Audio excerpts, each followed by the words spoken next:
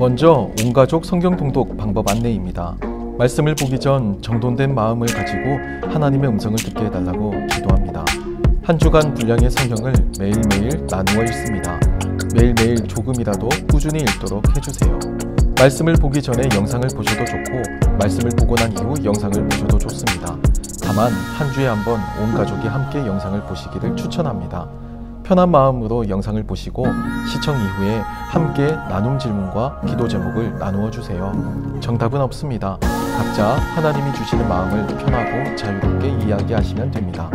마침 기도는 주기도문으로 마무리합니다.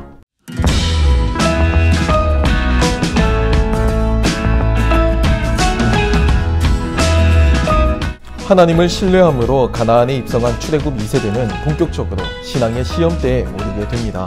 앞선 세대와 달리 출애굽 2세대는 직접적으로 애굽의 압제를 받지는 않았습니다. 그 말은 출애굽한 그 이유, 즉 가나안에 들어가야 하는 그 동기가 앞선 세대보다도 약할 수 있다는 말인데요.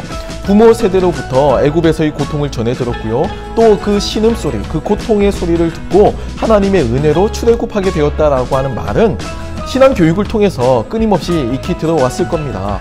하지만 신세대 입장에서는요, 신앙적 명분보다도 이제 펼쳐질 그 새로운 땅에서의 새로운 문화에 아마 더 가슴이 뛰지 않았을까 이렇게 생각해 볼 수 있는데요.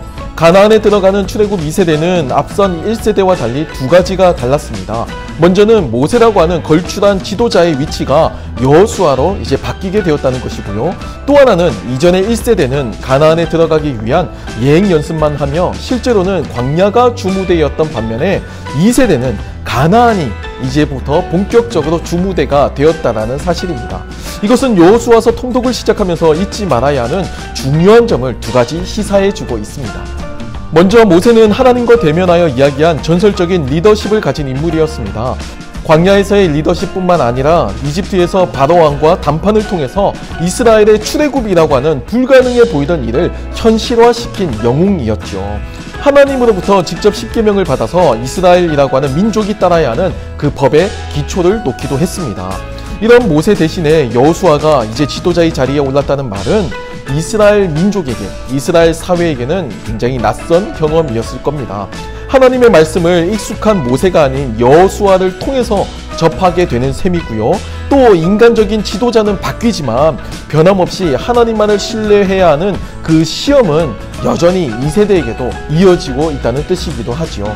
무엇보다 하나님께서 주신다고 약속하신 가나안에서의 정복 과정은 이상과 현실의 괴리를 불러왔습니다. 사실 우리의 그 신앙생활도 비슷하잖아요. 수련회에서 찬양하고 결단하고 기도할 때에는 세상 두렵지 않다가도 이제 수련회 마치고 집에 오면 이제 만만치 않은 현실에 주눅이 들고 또 이러한 반복되는 그 패턴을 우리는 익숙하게 받아들이기도 합니다.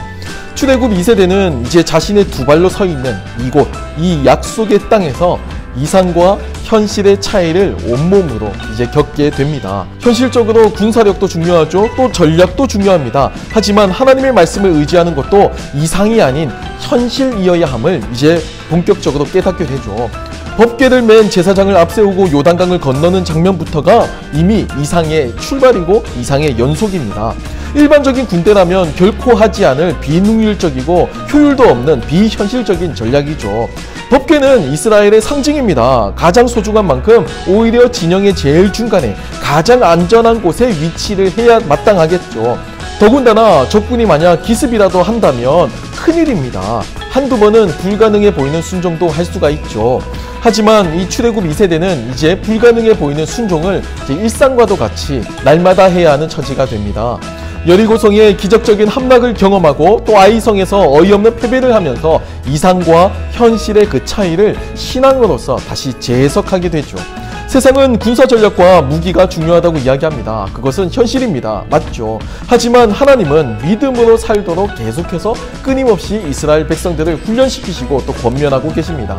현실을 외면할 수는 없지만 현실을 이기는 힘은 곧 믿음이기 때문이죠. 이러한 이상과 현실의 차이는 땅을 분배하는 과정에서도 고스란히 나타납니다. 현실적으로 인간적인 욕심에 더 좋아 보이는 땅도 있겠죠. 정복 과정에서 지파별로 아마 공헌도도 아마 달랐을 겁니다. 세상에서는 힘이 센 자, 아니면 더 많은 공헌을 한 그 능력을 많이 가진 자가 더 많이 가지는 것을 당연하게 여기죠. 하지만 이스라엘은 그런 방법을 선택하지 않습니다. 땅 분배는 제비뽑기로 진행되죠. 하나님의 뜻에 맡기고 또 그에 순종하겠다는 것입니다. 신앙생활을 하면서 마주하는 이상과 현실의 딜레마, 여호수아서 통독을 통해서 출애굽 2세대와 함께 믿음으로 사는 방법을 선택하고 연습해 보시기를 추천합니다.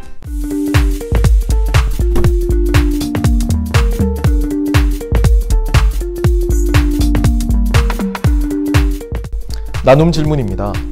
신앙은 감미로운 멜로디나 고백이 아닌 현실입니다. 매주 마주하는 일상에서 믿음으로 사는 것이 쉽지 않은 이유는 무엇일까요?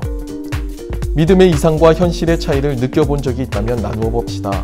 이상과 현실의 차이를 느끼는 그 순간에 나는 믿음의 이상을 선택했나요? 아니면 현실을 선택했나요?